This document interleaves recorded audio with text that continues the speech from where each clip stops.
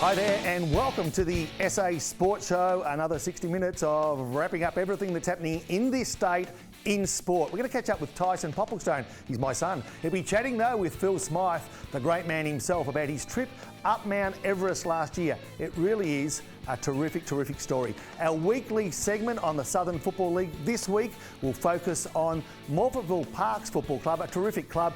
We'll review round one, we'll preview round two. We'll have a weekly segment on Bowls SA, a sport that's growing in popularity every single week. And there's loads more, including the Affiliate Super League. It's a CrossFit competition, took place in Australia for the very first time just recently. And I'll tell you what, it might be one of those sports that takes off big time. Slim Dykeman, well, he's taken off. He's starting to land these days, getting on in years, but he's a legend. He really is. A great trainer and driver with horses like Scotch Tar, and also Happy Heldon, they tell me, was one of a kind. He really was. And the ever popular, she's so popular, and why wouldn't she be? She's beautiful as well. Libby Hopwood will be joining us on the SA Sports Show.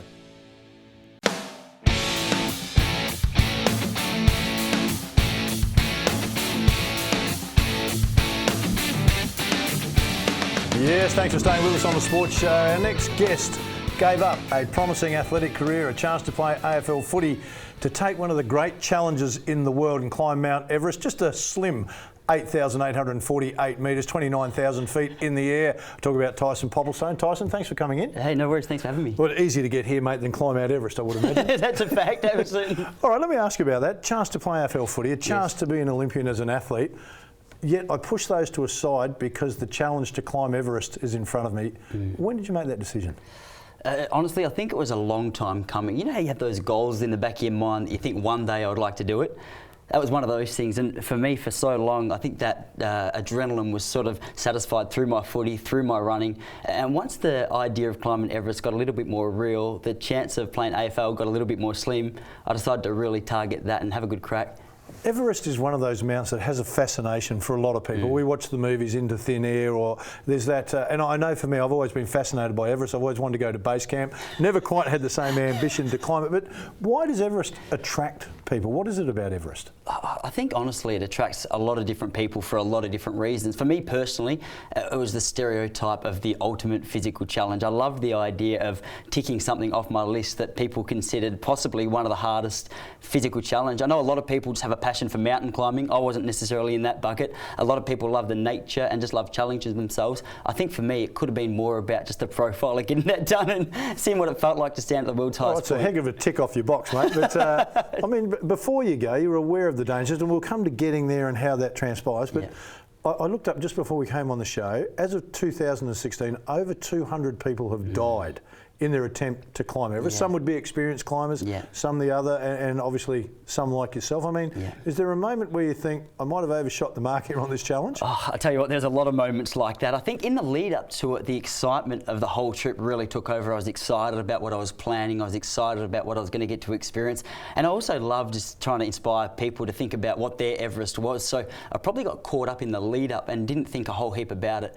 Once I got there and started walking with some of the boys that had climbed Everest a couple of times and hearing how casually they spoke about the death of close friends and just the reality death on that mountain, it can really, really happen. That's where it started to get a little bit more risky, started to get a little bit more nerve-wracking for myself. It really opened my eyes to, you know, the danger that I was putting myself in. All right, some people talk about, I think I'll go and climb Everest, I think I'll swim the Indian Ocean, whatever it may be. It's not that simple. You don't just turn up at base camp and go, okay, we'll climb the mountain. So there's obviously a procedure that happens before you even get to base camp. How long is the process before you can get to base camp? The process, depending on fitness, depending on finance, depending on a few things like that, it's really going to dictate the amount of time that you're going to need to get prepared. So I had a really good foundation fitness from my middle distance running from my football days.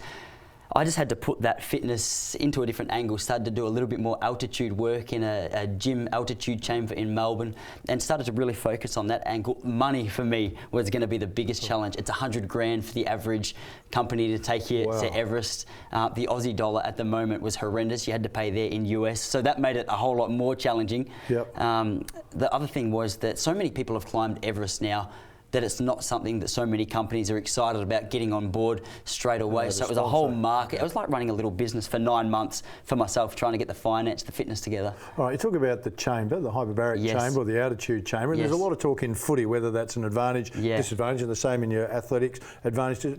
Do you see it as an advantage away from the mountain climbing? Would it be an advantage for sport? I think it's definitely an advantage for sport. I know for myself in the mountain climbing world at this stage, it was just a must. I think even though I was training in an altitude chamber in Melbourne, I think psychologically, knowing that you were doing a little bit of work at that altitude, it just made you take away something with you. So when you got to that height in Nepal, you start to realise, hey, I've been here before. It's not uncommon ground. Can you tell the difference in the altitude chamber when you come out of it? Is there a difference, a noticeable one? Yeah, depending on the altitude that it's actually set at, there's a big difference. I think as I started to go in more, whether I was just getting used to the altitude or whether I just switched off a little bit to the fact that I was up so high, it didn't seem to have such an impact. But at the start, there was a big shock to the system. Okay, you arrive in Nepal, which is a busy city in itself. The people are unbelievably friendly. Yeah. Then you've got to get to base camp. Yeah.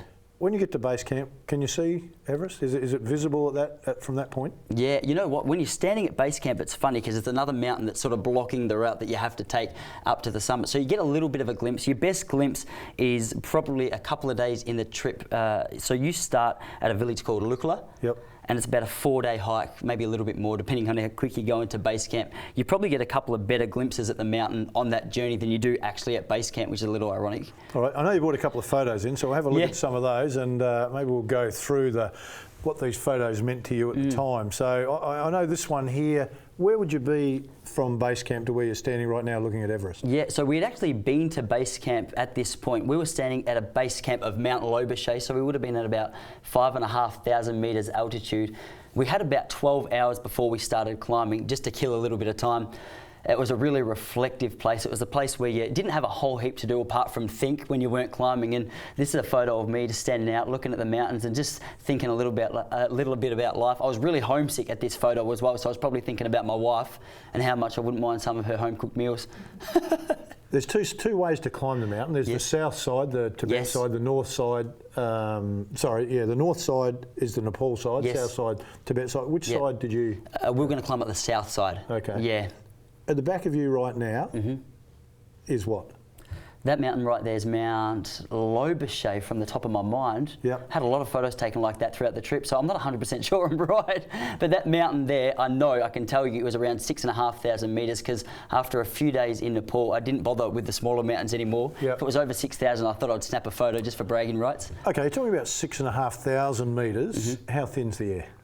I'll tell you what, it's very thin. So when I was training in the altitude chamber back in Melbourne, we weren't going any higher than 4,000 metres. You just had to adjust the altitude chamber for too long to get it to that height. So you definitely notice a difference. You're gasping, your breaths are a little bit shorter, you're a little bit more fatigued than what I'd ever experienced down here. I think psychologically it was just a real challenge. All right, they talk about the Sherpas, and obviously you've got a good one here. What are they? Are they unbelievable men? Oh, yeah. Honestly, you can't do them justice. And I used to get frustrated with people when they'd come back and speak to people in poorer societies and poorer cultures, talk about how happy they are. But coming back after experiencing it for myself, this guy's Mingma. He lives in a village that 14 houses were destroyed in 2015 during the massive earthquakes there. He's climbed Everest 6 times, one of the happiest guys you've ever met. He doesn't, for me to climb Everest once is a bragging right. He does it 6 times, doesn't want to talk about it. He's more interested in helping people like me satisfy their goals. Incredible bloke. I'd be pretty happy if I'd climbed at 16. Now here's a picture of you with your washing out here. It looks like it's been pretty battered. What is happening there? So this is actually our first acclimatisation hike. So as I mentioned, we started at a village called Lukla and we walked from there. This is at our first time over 5,000 metres. So it wasn't our highest point, but it was the first real eye-opener to me. We got to the top and saw the prayer flags, and I just felt like I was really in the mountain climbing world. So I thought I had to snap up that moment because it was a big moment for me. The religion side of it is a big thing for them, isn't it? The mountain and paying homage to the gods of the mountain. Does that start at base camp, or is there somewhere where you clear base camp and then that process takes place? Yeah, I think spirituality, religion's a really big part of their life throughout. It's a very predominant Buddhist and Hindu culture. Yep. So you walk around Kathmandu, the capital city in Nepal, and you really notice there's always incense burning, people praying, there's people at the temples. It's something that's really, really big as soon as you get there. I think the superstition side of it is what I could see, and the religious side, as they explained it, was a lot lot more prominent as you got into the village, into the higher stages of the climb. All right, the highest point you got to? We got to about 6,300 metres. That was Mount Lobochet. Yep. Okay. What happened then? Yeah. So actually, Mount Lobochet was the one that went all right. That was the most difficult climb because I didn't have a heap of climbing. Were you scared at that time climbing? Were there cracks and avalanches? Is there anything happening around you where you go, I don't really want to be here? There were a couple of moments like that. I think that the biggest moment I remember was climbing Mount Lobochet. We're about 2 hours from the summit. I was climbing with a bloke who had climbed Everest 7 times, 6 times and twice. So these guys were really experienced, and we weren't far from the summit in context of how far we had climbed, and we heard a massive crack. And immediately they realised that it was an avalanche at some stage, at some point. Well, we didn't know exactly where it was. I panicked harder than I'd ever panicked before, and they could tell. Kev, my tour leader, told me that it was on the other mountain. He pointed out to it, and from our point we looked across and could just see the avalanche flying down a mountain probably 2.5 kilometres from where we were. So that was a bit of a shaky experience. That was the scariest point for me. Will you go back and try again? Would the wife let you go back and try again? You know what? The wife was Jessie. She was extremely supportive throughout the whole process. She saw it as a chance to get rid of you. You know that. You know what? That's what I hate to admit it. You're 100%. You know her better than I even realised. You haven't even met her. That's an incredible diagnosis of the situation. She was very supportive. I'm not 100% sure at this stage when I'm going to go back. I'm definitely not going to rule it out.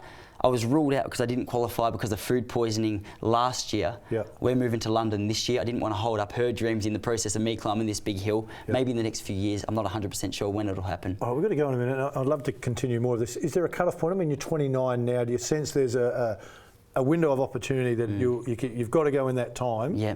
Or not? Is age a problem? I'm not sure if I'm dreaming. I'm planning on hitting my physical peak at about 64. Right. Okay. Yeah, well, I think we've still got a little window. You should get to about 4 metres at 64, mate. I tell you what, no, there's some old blokes climbing the mountain. There's some old girls climbing the mountain. I think once leaving there, I've realised I've got a whole heap of time. Doesn't have to be in the next couple of years. Not sure when it will be, but definitely don't want to rule it out. I know the people give me the big wind-up, but I want to ask you this one. Mentally, how tough? Do you think it has improved you mentally? Something you could pass on to other athletes now about how tough you need to be mentally? I think just being outside your comfort zone in absolutely any area builds a massive strength into you that can't get any other way. And I think had a few experiences in football, a few experiences in running. I would put Everest and the whole trek throughout Nepal amongst that pile of things that's thrown you out of your comfort zone and really developed a strength that you can't get any other way. Well, Tyson Popplestone was our special guest. Everest still yet to be climbed by the young man. He's going to do it when he's 64. We'll go to a break, and I won't be here to see that happen, I'm sure, at 64. Back in a moment.